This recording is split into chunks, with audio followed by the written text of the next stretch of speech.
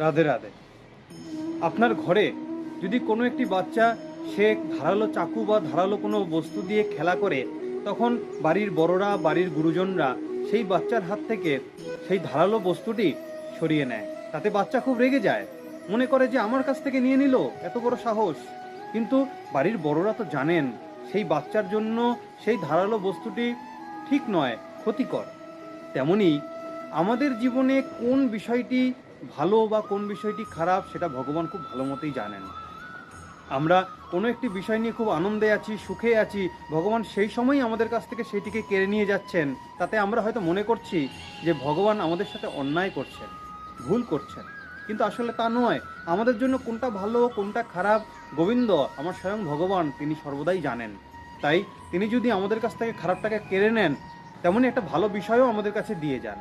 তাই কোনটা ভালো কোনটা খারাপ সেটা ভগবান জানেন, কোনটা আমাদের কাছে থাকতে হবে কোনটা না থাকতে হবে সেটাও ভগবান জানেন।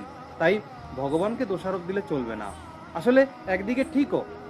দেখুন, কোনো একটা বিষয় যখন আমরা খুব আনন্দে থাকি, তখন সেই আনন্দের বিষয়টিকে নিয়ে আমরা খুবই মেতে উঠি, অহংকারে মেতে উঠি।